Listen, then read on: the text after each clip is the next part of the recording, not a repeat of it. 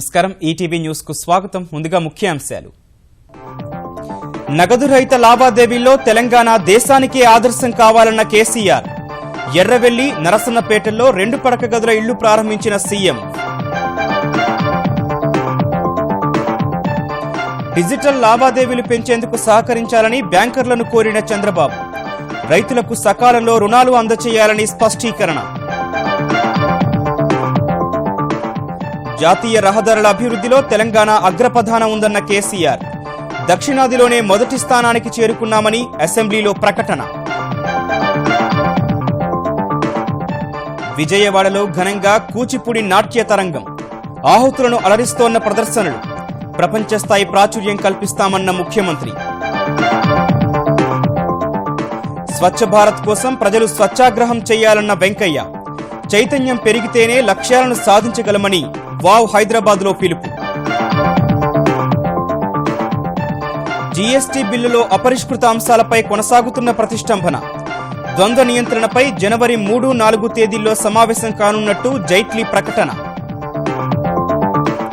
అత్యధిక ఆదాయం ఆర్జించిన భారతీయ సెలబ్రిటీల జాబితాలో సల్మాన్ కు అగ్రస్థానం.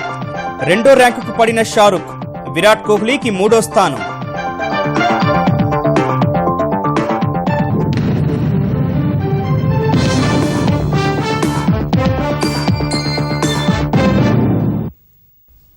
నగదు రహిత లావాదేవీల్లో తెలంగాణ దేశంలోనే అగ్రగామి కావాలని ముఖ్యమంత్రి కేసీఆర్ ఆకాంక్షించారు.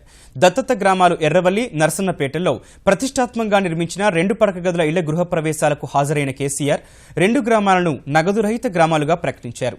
2 ఊర్లు బంగారు తెలంగాణకు శిక్షణా క్షేత్రాలు కావాలని పేర్కొన్నారు. తెలంగాణలో నూతనంగా ఏర్పడిన సిద్దిపేట జిల్లా గజ్వేల్ నియోజకవర్గంలోని ఎర్రవల్లి, నరసన్నపేట ప్రజల సొంతింటి కల సాకారమైంది. 2 గ్రామాలను దత్తత తీసుకున్న ముఖ్యమంత్రి కేసీఆర్ ఇచ్చిన మాట ప్రకారం ఏడాదిలోనే 2 పడక గదుల ఇళ్లను నిర్మించగా ఈ ఉదయం లబ్ధిదారులు నూతన గృహ ప్రవేశాలు చేశారు. ఈ ఉదయమే హైదరాబాద్ నుంచి నరసన్నపేటకు చేరుకున్న కేసీఆర్ మొదట అక్కడ శిలాఫలకాన్ని ఆవిష్కరించారు. ఆ గ్రామంలో నిర్మించిన ఇళ్లను పరిశీలించారు. భవనాల్లో కల్పించిన సదుపాయాలపై ప్రజల నుంచి ఆరా తీశారు. అనంతరం ఎర్రవల్లి చేరుకున్న ఆయనకు వేద పండితులు పూర్ణ కుంభంతో స్వాగతం పలికారు. అనంతరం సామాజిక భవనం, 2 పడక గదుల ఇళ్ల నిర్మాణ పైలాన్ను కేసీఆర్ ఆవిష్కరించారు. ఎర్రవల్లిలో కూడా ఇంటింటికి వెళ్లి సదుపాయాలను పరిశీలించారు.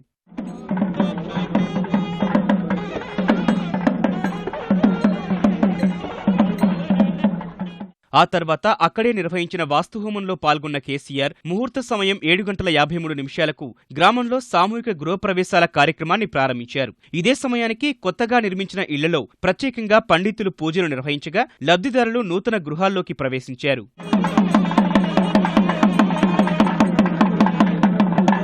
అనంతరం ఎర్రవల్లిలో ఏర్పాటు చేసిన సభలో మాట్లాడిన కేసీఆర్ అన్ని విషయాల్లో ఎర్రవెల్లి, నరసన్నపేట గ్రామాలు తెలంగాణకే ఆదర్శంగా నిలవాలని ఆకాంక్షించారు.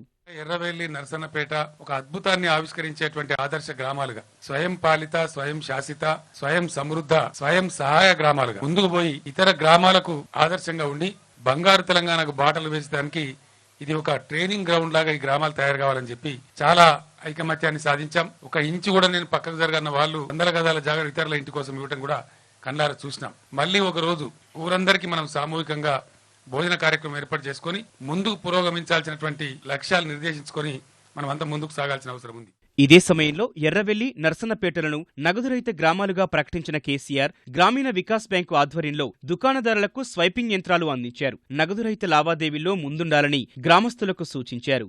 మొత్తం మన తెలంగాణ రాష్ట్రానికి, సిద్దిపేట జిల్లాకి ఆదర్శంగా నిలిచే విధంగా మరి ఇరిగేషన్ శాఖ మంత్రి హరీష్ రావు గారు వారి నియోజకవర్గంలోని ఇబ్రాహీంపూర్ గ్రామాన్ని మొట్టమొదటగా నగదు రహిత లావాదేవీల గ్రామంగా మార్చి మనకందరికి మార్గదర్శకులు అయినారు.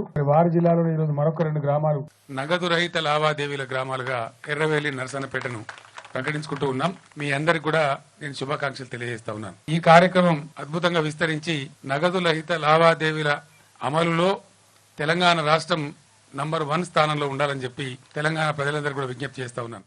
అనంతరం ఎర్రవల్లిలో 330, నరసన్నపేటలోని 159 ఇళ్లలో ఒకేసారి సత్యనారాయణ స్వామి వ్రతాలు, పూజా కార్యక్రమాలు జరిగాయి. ఆంధ్రప్రదేశ్లో రైతుల శ్రేయస్సే పరమావధిగా పనిచేస్తున్న తమ ప్రభుత్వానికి బ్యాంకర్లు తప్పనిసరిగా మద్దతు ఇవ్వాలని ముఖ్యమంత్రి చంద్రబాబు అన్నారు. విజయవాడలో రాష్ట్ర స్థాయి బ్యాంకర్లతో సమావేశమైన ఆయన వర్షాభావాన్ని ఎదుర్కొనే విధంగా సమగ్ర నీటి ప్రణాళిక అమలు చేయడంలో బ్యాంకర్లది కీలక పాత్రగా బాబు పేర్కొన్నారు. దేశవ్యాప్తంగా పూర్తిస్థాయి నగదు రహిత లావాదేవీలు సాధ్యం కాదని అభిప్రాయపడిన బాబు వీలైనంతగా ప్రజలను డిజిటల్ లావాదేవీల వైపు తీసుకెళ్లేందుకు బ్యాంకులు కృషి చేయాలన్నారు. సాంకేతికతను విరివిగా వినియోగించాలని సూచించిన బాబు ఆధార్ అనుసంధానం, బయోమెట్రిక్ ద్వారా పూర్తి సురక్షితమైన లావాదేవీలు నిర్వహించవచ్చని పేర్కొన్నారు. క్యూలల్లో వృద్ధులు చనిపోవడం పట్ల ముఖ్యమంత్రి ఆవేదన వ్యక్తం చేశారు. వ్యవసాయదారులకు నగదు పంపిణీ, పింఛన్ల చెల్లింపు, గ్రామీణ ఉపాధి కింద వేతనాల చెల్లింపులో బ్యాంకర్లు చొరవ చూపాలని ముఖ్యమంత్రి విజ్ఞప్తి చేశారు. నగదు రహిత ఆర్థిక వ్యవస్థ నిర్మాణానికి సంకల్పించిన కేంద్రం సైబర్ భద్రతపై ప్రత్యేకంగా దృష్టి సారించింది. పెద్ద నోట్ల రద్దు తర్వాత డిజిటల్ లావాదేవీలు పెరుగుతోన్న వేళ సైబర్ దాడుల్ని ఎదుర్కొనేందుకు తీసుకుంటున్న భద్రతాపరమైన చర్యల్ని మరింత పటిష్టం చేయాలని ఈ కామర్స్ సంస్థలకు కేంద్ర హోంశాఖ సూచించింది. ఈ మేరకు అంతర్జాల వాణిజ్య రంగంలో ఉన్న సంస్థలతో ఎప్పటికప్పుడు సంప్రదింపులు జరపాలని ఐటీ మంత్రిత్వ శాఖను కోరినట్లు హోంశాఖ వర్గాలు తెలిపాయి. హ్యాకర్లు సునాయాసంగా దాడులు చేసేందుకు వీలు కల్పించేలా అనేక సంస్థల సైబర్ భద్రత లోపభూయిష్టంగా ఉందని ఆయా వర్గాలు తెలిపాయి. అయితే సైబర్ దాడి జరగవచ్చన్న ఖచ్చితమైన సమాచారంపై ఈ హెచ్చరికలు చేశారా లేక సమయానుగుణంగా చెప్పే జాగ్రత్తల్లో భాగమా అన్న అంశంపై కేంద్ర హోంశాఖ వర్గాలు స్పష్టత ఇవ్వలేదు. సమైక్య రాష్ట్రంలో జాతీయ రహదారుల విషయంలో అట్టడుగునున్న తెలంగాణ ఇప్పుడు దక్షిణాదిలోని అగ్రస్థానానికి దూసుకుపోయిందని ముఖ్యమంత్రి కేసీఆర్ తెలిపారు.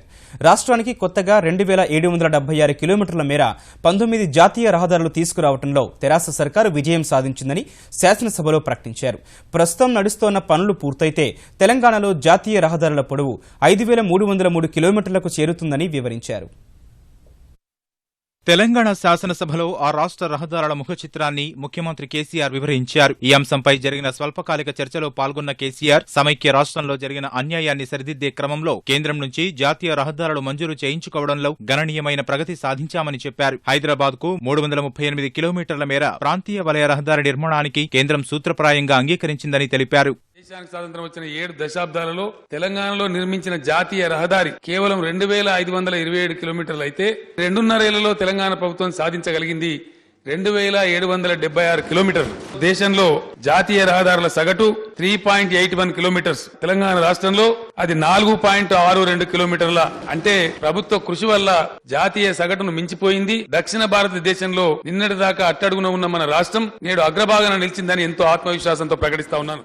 అనంతరం మాట్లాడిన విపక్ష సభ్యులు కేంద్రం నుంచి నిధులు కూడా త్వరగా మంజూరు చేయించుకోవాలని, పంచాయతీరాజ్ రోడ్లను రహదారులు భవనాల శాఖ కిందకు తీసుకురావాలని సూచించారు. తర్వాత మాట్లాడిన రహదారులు భవనాల శాఖ మంత్రి తుమ్మల నాగేశ్వరరావు త్వరలోనే కేంద్రానికి మరో 2000 కిలోమీటర్ల జాతీయ రహదారుల కోసం ప్రతిపాదనలు పంపనున్నట్లు చెప్పగా ప్రతిపక్ష నేత జానారెడ్డి నిధుల లభ్యతపై సందేహాలు వ్యక్తం చేశారు. 4 కోట్లు 5 కోట్లు ఒక కిలోమీటర్ కైతే సుమారు 14,000 కోట్లు కావాలి.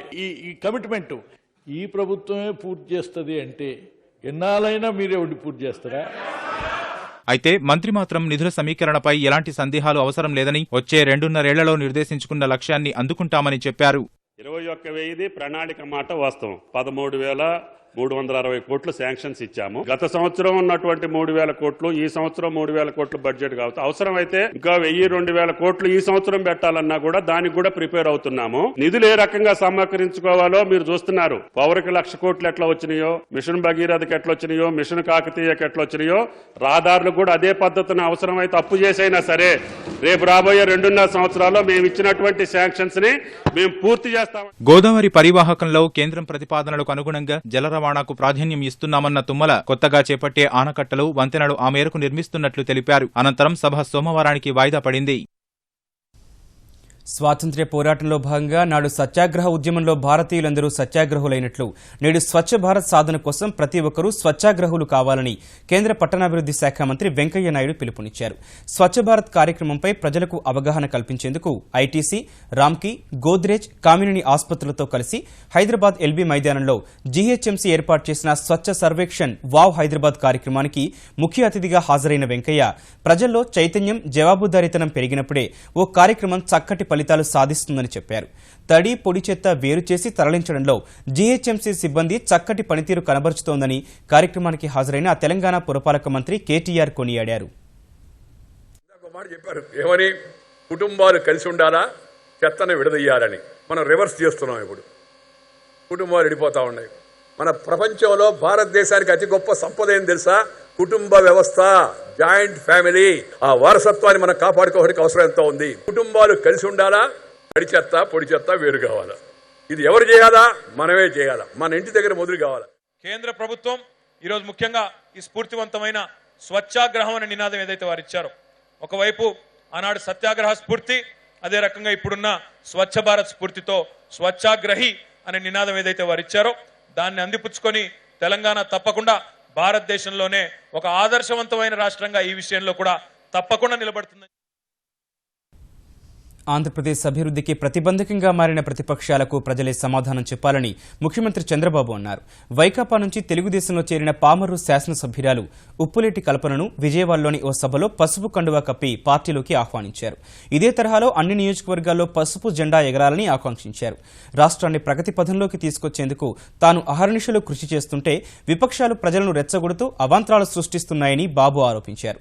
కల్పనతో పాటు వైకాపా మద్దతుతో గెలుపొందిన 14 మంది ఎంపీటీసీలు, 2 జెడ్పీటీసీలు కూడా తెలుగుదేశంలో చేరారు. అపోజిషన్ పార్టీస్ చూస్తున్నాం. రాజధాని కాకూడదు, పట్టసీమ సాగకూడదు, పోలవరం పూర్తి కాకూడదు, భోగాపురం నచ్చినపట్నంలో పోర్టు కానీ ఎయిర్పోర్ట్ కానీ రాకూడదు. ఎయిర్పోర్ట్ వస్తే మీరు బాగుపడతారు, పోర్ట్ వస్తే మీకు ఉద్యోగాలు వస్తాయి. అది వస్తే వీళ్ళకు పుట్టుగతులు ఉండవు. అందుకే అడుగడుగున అడ్డంకులు సృష్టిస్తున్నారు. ఏదేమైనా పామరులో ఏది జరిగిందో అన్ని నియోజకవర్గాలు ఇదే స్ఫూర్తితో ముందుకొచ్చి పూర్తిగా దాన్ని సేకరించగలిగితే మన పార్టీకి తిరుగునేది ఉండదు. వస్తు సేవల పన్ను ముసాయిదా బిల్లులో అపరిష్కృత అంశాలపై ఏర్పడిన ప్రతిష్టంభన కొనసాగుతోంది. కేంద్ర ఆర్థిక మంత్రి అరుణ్ జైట్లీ నేతృత్వంలో 7వ సమావేశమైన జీఎస్టీ మండలి బిల్లు ఆమోదంలో ప్రధాన అవరోధంగా ఉన్న పన్ను చెల్లింపుదారులపై ద్వంద్వ నియంత్రణ అంశానికి సంబంధించి ఎలాంటి పురోగతి సాధించలేకపోయింది. ఏకాభిప్రాయం దక్కని అంశాలు మినహా కేంద్ర జీఎస్టీ, రాష్ట్రాల జీఎస్టీ ముసాయిదా సమావేశంలో ప్రాథమిక ఆమోదం పొందినట్లు కేంద్ర ఆర్థిక మంత్రి అరుణ్ జైట్లీ తెలిపారు. అపరిష్కృత అంశాలపై జీఎస్టీ మండలి జనవరి 3-4 తేదీల్లో మరోసారి సమావేశం కానున్నట్లు జైట్లీ వెల్లడించారు. పరిహారం చెల్లింపుపై ఇవాల్టి భేటీలో ఏకాభిప్రాయం కుదిరిందన్న ఆయన జీఎస్టీ అమలు తర్వాత రాష్ట్రాలకు కలిగే నష్టాన్ని ప్రతి 2 నెలలకు ఒకసారి భర్తీ చేస్తామని తెలిపారు. Primary draft of CGST and the SGST law, comprising of 197 provisions and 5 schedules, has been approved. And now with regard to the draft, only a few issues remain. Only those blanks are there which relates to dual control and cross empowerment. Subject to that, the rest of the draft has been approved, but it will still be required that since changes are made in the meeting, the language has to be given a legal shape, and therefore the legally vetted copy of the draft will be circulated to all the states. Now the CGST and the SGST drafts are to be approved, the CGST by the Parliament and the SGST by all the state legislatures. లిబియాలోని సాబా నగరం నుంచి రాజధాని ట్రిపోలీకి బయలుదేరిన ఆఫ్రికీ Airways విమానాన్ని 2 వ్యక్తులు hijack చేసి మధ్యధరా సముద్రంలోని Malta దేశానికి తీసుకెళ్లడం కొన్ని గంటలు ఉత్కంఠ రేపింది. 118 మంది ప్రయాణికులతో సాబా నుంచి బయలుదేరిన ఆఫ్రికీ ఎయిర్వేస్ కు చెందిన A320 విమానాన్ని 2 వ్యక్తులు హైజాక్ చేశారు. ఈ పరిణామంపై తీవ్ర ఆందోళన నెలకొన్న వేళ మాల్టా అంతర్జాతీయ విమానాశ్రయంలో దిగినట్టు ఆ దేశ ప్రధానమంత్రి జోసెఫ్ మస్కాట్ ట్విట్టర్ ద్వారా వెల్లడించారు. వెంటనే విమానం వద్దకు అత్యవసర భద్రతా సిబ్బందిని పంపినట్టు తెలిపారు. అటు విమానాన్ని సైనిక వాహనాలు చుట్టుముట్టగా విమానాశ్రయంలో రాకపోకలను రద్దు చేశారు. తమకు తాము లిబియా నియంత గడాఫీ మద్దతుదారులుగా చెప్పుకున్న దుండగులు తమ వద్ద ఉన్న గ్రెనేడ్లతో విమానాన్ని పేల్చిస్తామంటూ కొన్ని డిమాండ్లను వినిపించారు. అన్ని నెరవేర్చిన తర్వాతే ప్రయాణికులు సిబ్బందిని వదిలిపెడతానన్నారు. కానీ కాసేపటికే మహిళలు, పిల్లలను వదిలిన వారు క్రమంగా మిగిలిన ప్రయాణికులను వదిలేశారు. తర్వాత 7 విమాన సిబ్బందిని కూడా వదిలేసిన దుండగులు భద్రతా సిబ్బందికి లొంగిపోయారు. ఆంధ్రప్రదేశ్ ఆర్థిక రాజధాని విజయవాడలో కూచిపూడి నృత్యరీతి సందడి చేస్తోంది. నాట్యతరంగం పేరిట 3 రోజులు జరిగే కూచిపూడి సమ్మేళనంలో వేలాది మంది నాట్యకారులు తమ ప్రదర్శనలతో ఆహుతులను అలరిస్తున్నారు. ఈ కార్యక్రమం ప్రారంభ వేడుకకు హాజరైన ముఖ్యమంత్రి చంద్రబాబు కూచిపూడికి అంతర్జాతీయ ఖ్యాతి కల్పించేందుకు తమ ప్రభుత్వం కృషి చేస్తుందని చెప్పారు. ఆంధ్రుల నృత్యరీతి కూచిపూడి వైభవాన్ని ప్రతిబింబిస్తూ ఆంధ్రప్రదేశ్ సాంస్కృతిక శాఖ సిలికానాంధ్ర సంయుక్తంగా 3 రోజులు నిర్వహించే అంతర్జాతీయ కూచిపూడి నాట్య సమ్మేళనం విజయవాడలో ప్రారంభమైంది. ఈ ఉదయం వేలాది మంది నృత్య కళాకారులు గురువుల సమక్షంలో నగరంలో నిర్వహించిన శోభాయాత్రతో అంకురార్పణ జరిగింది. అనంతరం ఇందిరాగాంధీ పురపాలక మైదానంలో ఏర్పాటు చేసిన భారీ వేదికపై రాధేశ్యాం బృందం రంగపూజతో నాట్య ప్రదర్శనలు ఆరంభమయ్యాయి.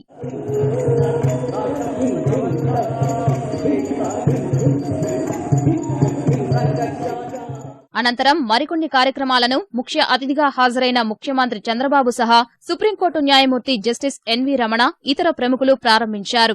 ఆంధ్రప్రదేశ్కు వారసత్వంగా అందివచ్చిన కూచిపూడికి అంతర్జాతీయ ఖ్యాతి కల్పించడంలో తమ ప్రభుత్వం చిత్తశుద్దితో పనిచేస్తోందని చంద్రబాబు చెబితే కళలు సమాజ శ్రేయస్సు కోసం పనిచేస్తాయని జస్టిస్ ఎన్వీ రమణ పేర్కొన్నారు. నేను ఎక్కడికి పోయినా ఏ ఫంక్షన్ పెట్టినా ముందు కూచిపూడితోనే ఆ ఫంక్షన్ ప్రారంభిస్తున్నామంటే ఈ కూచిపూడి పైన ఈ ప్రభుత్వానికి ఉండే శ్రద్ధ, దీన్ని ఎట్టి పరిస్థితుల్లో పెద్ద ఎత్తున ప్రమోట్ చేయాలని చెప్పి ఆలోచిస్తున్నాం. భవిష్యత్తులో అమరావతి కళలకు అదే మరి సంస్కృతికి ఒక మారు పేరుగా ఈ అమరావతిని తయారు చేస్తాం. నా దృష్టిలో కళ కోసం కాదు, కళ ప్రజల కోసం, కళ కోసం, ప్రజల కోసం, ప్రజా సంస్కృతిని పరిరక్షించే కోసం ఉండాలనేటటువంటిది నేను అనుకుంటాను. అటువంటి ఈ యొక్క కళామ తల్లి ముద్దుబిడ్డలందరూ కూడా ఈ 3 రోజుల్లో కూడా ఈ కళను ఎలా పటిష్టపరచాలా, ఎలా అభివృద్ధి పరచాలా అనేటటువంటి విషయాల మీద మరి చర్చ జరగాలని చెప్పి అనుకుంటున్నాను. కూచిపూడి నాట్య సమ్మేళనం ద్వారా 3-4 తరాలకు చెందిన కళాకారులను ఒకే వేదికపైకి తేవడం పట్ల ప్రముఖ నాట్య గురువులు రాజారెడ్డి, శోభానాయుడు, యామిని కృష్ణమూర్తి, స్వప్నసుందరి ఉద్వేగానికి లోనయ్యామని తెలిపారు. శోభానాయుడు, స్వప్నసుందరి చేసిన అభినయం ఆహుతులను ఆకట్టుకుంది.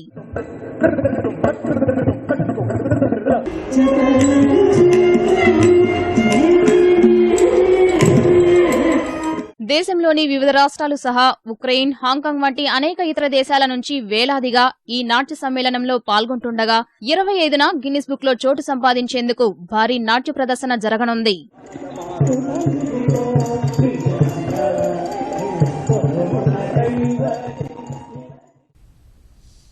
పేద దేశాల ప్రజల ప్రాణాలను కాపాడే వ్యాక్సిన్లను తెలంగాణ నుంచి ఎగుమతి చేయడం అత్యంత గర్వంగా ఉందని ముఖ్యమంత్రి కేసీఆర్ అన్నారు. 5 రకాల వ్యాధులు రాకుండా శాంతోబయోటిక్స్ తయారు చేసిన 5 వ్యాక్స్ ఎగుమతులను ప్రారంభించిన కేసీఆర్ ప్రపంచ ఆరోగ్య సంస్థ ఈ వ్యాక్సిన్ను గుర్తించడంపై హర్షం వ్యక్తం చేశారు. యూనిసెఫ్ ద్వారా తొలి విడత ఆఫ్రికా దేశాలైన నైజీరియా, మొరాకో, రువాండాలకు 5 వ్యాక్సిన్ ఎగుమతి ప్రారంభించినట్టు శాంతోబయోటిక్స్ వరప్రసాద్ రెడ్డి చెప్పారు. వీధి వ్యాపారుల రక్షణ కోసం ప్రత్యేక చట్టాన్ని తీసుకొస్తున్నట్లు తెలంగాణ పురపాలక మంత్రి కేటీఆర్ తెలిపారు.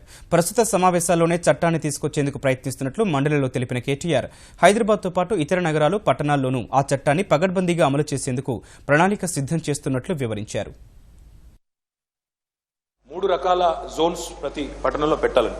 ఒకటేమో కంప్లీట్ గా నో వెండింగ్ జోన్, ఒకటేమో సెమీ వెండింగ్ జోన్, ఒకటేమో ప్యూర్లీ వెండింగ్ జోన్. ఈ రకంగా జోన్స్ వారీగా ఏర్పాటు చేసి వీరందరిని కూడా, ఎందుకంటే ఒకవైపు పాదచారుల హక్కులు, పెడెస్ట్రియన్ రైట్స్ పట్ల కూడా కొంత మరి కోర్టులో కూడా గతంలో తీర్పులు ఉన్నాయి అధ్యక్ష. ఫుట్పాత్ల మీద ఉన్నది చాలా వరకు పేదవారు, ఈ హాకర్సే ఎక్కువ ఉన్నారు అధ్యక్ష. కాబట్టి చాలా జాగ్రత్తగా దీన్ని బ్యాలెన్స్ చేసుకుంటూ చేయాల్సిన అంశం కాబట్టి ప్రభుత్వం చాలా ఆలోచనతోనే ముందుకు పోతాం. ఆంధ్రప్రదేశ్ గిరిజన సంక్షేమ మంత్రి రావెల కిషోర్ బాబు కుటుంబం నుంచి తనకు ప్రాణహాని ఉందంటూ గుంటూరు జిల్లా పరిషత్ చైర్పర్సన్ జానీమున్ చెప్పారు. ప్రస్తుత పరిస్థితిలో అదనపు భద్రత కల్పించాలని జిల్లా ఎస్పీని కోరినట్లు ఆమె వివరించారు. తన మండల పరిధిలోని 18 గ్రామాల్లో ఏడాదిగా ఏ విధమైన అభివృద్ధి పనులు చేయనీయకుండా రావెల అడ్డు తగులుతున్నారని మీడియా ఎదుట ఆమె కన్నీటి పర్యంతమయ్యారు.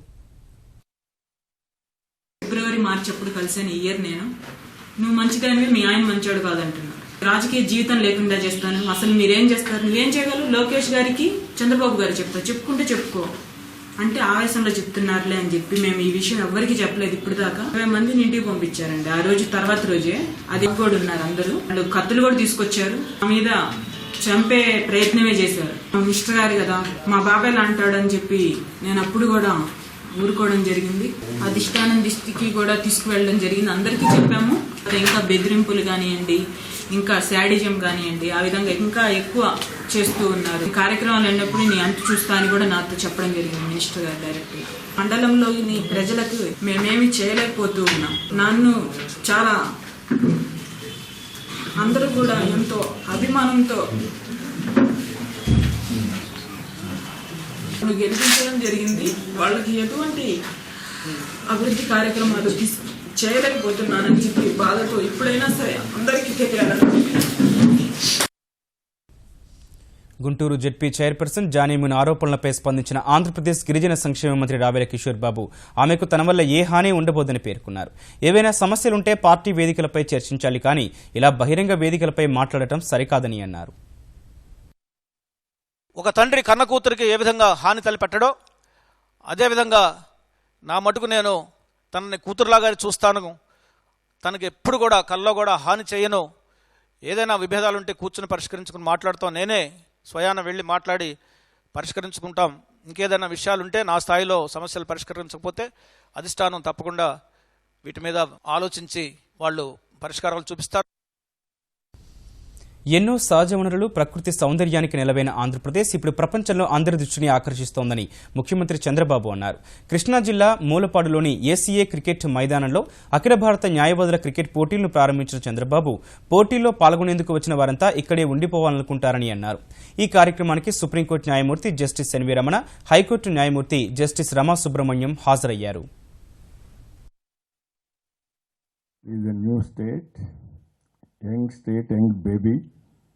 I can say it is only 2.5 years old. We have to learn how to walk.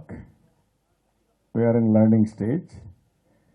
At the same time, beautiful place. If you see here hills, then you will decide to settle here only. Only your practice is somewhere. That is the problem. One thing you all remember that a man to be perfect, he must have a physical health first. If you don't have physical health, it affects your body, mental health and everything. So, as a lawyer, I know how much hard work you do in courts every day. At the same time, you have to take care of your health also. Christmas వేళ మెల్బోర్న్లో వరుస bomb దాడులతో మారణహోమం సృష్టించాలన్న ఉగ్రవాదుల కుట్రను Australia పోలీసులు చాకచక్యంగా భగ్నం చేశారు. Federation Square, Flinders Street Station, Saint Paul's Cathedral వంటి చోట్ల దాడులకు పన్నిన పన్నాగాన్ని గుర్తించిన పోలీసులు నగర వ్యాప్తంగా విస్తృత సోదాలు జరిపి 5గురిని అరెస్ట్ చేశారు. కొన్ని వారాల నుంచి ప్రత్యేక నిఘా పెట్టిన పోలీసులు పేలుడు పదార్థాలు, తుపాకులు, కత్తులతో కొందరు క్రిస్మస్ రోజున బీభత్సం సృష్టించేందుకు వ్యూహం రచిస్తున్నారని కనుగొన్నారు. 5గురు నిందితులు ఐఎస్ ఉగ్ర సంస్థ నుంచి ప్రేరణ పొంది ఈ కుట్రకు వ్యూహరచన చేశారని, దాడి చేయాల్సిన ప్రదేశాల్లో రెక్కి నిర్వహించారని గుర్తించారు. జర్మనీ రాజధాని బెర్లిన్లో ట్రక్కుని మృత్యుశకటంగా మార్చుకుని 12 మందిని బలిగొన్న ఘటనకు కారణమని భావిస్తున్న వ్యక్తిని ఇటలీ పోలీసులు కాల్చి చంపారు. సోమవారం రద్దీగా ఉన్న క్రిస్మస్ మార్కెట్లోకి వేగంగా లారీతో దూసుకొచ్చిన నిందితుడిని టునీషియాకు చెందిన అనిస్ అమ్రీగా గుర్తించిన అధికారులు యూరప్ మొత్తం విస్తృత సోదాలు జరిపారు. ఇటలీలోని మిలాన్ నగరంలో తనిఖీలు చేస్తుండగా కారులో వచ్చిన అనిస్ అమ్రీని పోలీసులు అడ్డుకున్నారు.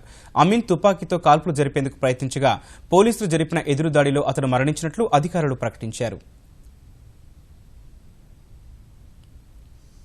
భారత ప్రధాన న్యాయమూర్తిగా జస్టిస్ జేఎస్ ఖేహర్ నియామకాన్ని వ్యతిరేకిస్తూ దాఖలైన వ్యాజ్యాన్ని వ్యర్థమైందిగా సుప్రీంకోర్టు అభివర్ణించింది. జస్టిస్ ఖేహర్కు బదులు జస్టిస్ చలమేశ్వర్కు భారత ప్రధాన న్యాయమూర్తిగా పదోన్నతి కల్పించాలని కోరుతూ న్యాయవాదుల సంఘం వేసిన వ్యాజ్యంపై సర్వోన్నత న్యాయస్థానం ఈ మేరకు స్పందించింది. సీజేఐ నియామకంపై రాష్ట్రపతి ఇప్పటికే ప్రకటన జారీ చేసినందున ఆ వ్యాజ్యం వ్యర్థమని, అందులో విచారించడానికి ఏమీ లేదని వ్యాఖ్యానించింది. కావాలంటే పిటిషన్ ఉపసంహరణకు అనుమతిస్తామని సుప్రీంకోర్టు చెప్పగా న్యాయవాదుల సంఘంలోని 2 వర్గాలు భిన్న వాదనలు వినిపించాయి. ఆ వ్యాజ్యంపై ఈ నెల 30కి వాయిదా వేయాలని కొందరు కోరగా ఆ స్థానంలో మరో వ్యాజ్యం దాఖలకు అనుమతినివ్వాలని మరికొందరు న్యాయవాదులు అభ్యర్థించారు. ఈ వైఖరిపై అసంతృప్తి వ్యక్తం చేసిన కోర్టు జస్టిస్ ఖేహర్ నియామకంపై విచారించడానికి ఏమీ లేదని స్పష్టం చేసింది.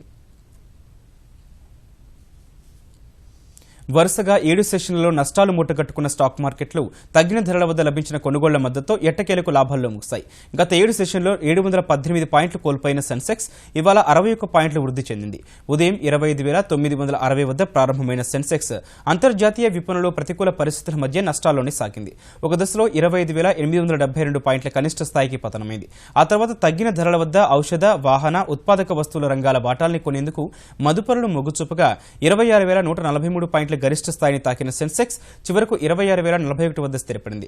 ఆఖరి రోజున స్వల్పంగా లాభపడిన ఈ వారంలో సెన్సెక్స్ 449 పాయింట్లు నష్టపోయింది. జాతీయ స్టాక్ ఎక్స్చేంజ్ సూచీ నిఫ్టీ 7 పాయింట్లు పెరిగి 7,986 వద్ద ముగిసింది. అత్యంత ఆదాయాన్ని ఆర్జించిన భారతీయ సెలబ్రిటీల జాబితాలో సల్మాన్ ఖాన్ మరోసారి అగ్రస్థానానికి చేరాడు. గతేడాది ఆర్జించిన ఆదాయం ఆధారంగా ప్రముఖ పత్రిక ఫోర్బ్స్ విడుదల చేసిన 100 మంది సెలబ్రిటీల జాబితాలో షారూఖ్ ఖాన్ వెనక్కి నెట్టిన సల్మాన్ మొదటి స్థానంలో నిలిచాడు. ఈ ఏడాది 270.33 కోట్ల రూపాయల ఆదాయంతో సల్మాన్ అందరికంటే ముందుండగా 221.75 కోట్ల రూపాయల ఆర్జనతో షారూఖ్ ఖాన్ రెండో స్థానంలో నిలిచాడు. భారత టెస్ట్ క్రికెట్ జట్టు కెప్టెన్ విరాట్ కోహ్లీ 134.44 కోట్ల రూపాయల ఆదాయంతో మూడో స్థానంలో ఉన్నాడు. ఆ తర్వాతి స్థానాల్లో అక్షయ్ కుమార్, ఎంఎస్ ధోని, దీపికా పదుకొనే, ప్రియాంక చోప్రా, సచిన్ తెండూల్కర్, అమితాబ్ బచ్చన్, హృతిక్ రోషన్ టాప్ 10లో ఉన్నారు. తెలుగు సినీ పరిశ్రమ నుంచి మహేష్ బాబు 42 కోట్ల ఆదాయంతో 33వ ర్యాంకులో ఉంటే అల్లు అర్జున్ 43, జూనియర్ ఎన్టీఆర్ 55, పివి సింధు 62, రామ్ చరణ్ తేజ్ 67 స్థానంలో నిలిచారు. ఈ ఏడాది అత్యంత ప్రతిష్టను కలిగిన జాబితాలో విరాట్ కోహ్లీ అగ్రస్థానంలో నిలిస్తే తర్వాతి స్థానాల్లో సల్మాన్ ఖాన్, షారూఖ్ ఖాన్, ఎంఎస్ ధోని, అమితాబ్ బచ్చన్, సచిన్ తెండూల్కర్ ఉన్నారు. ఈటీవీ న్యూస్ సమాప్తం. నమస్కారం.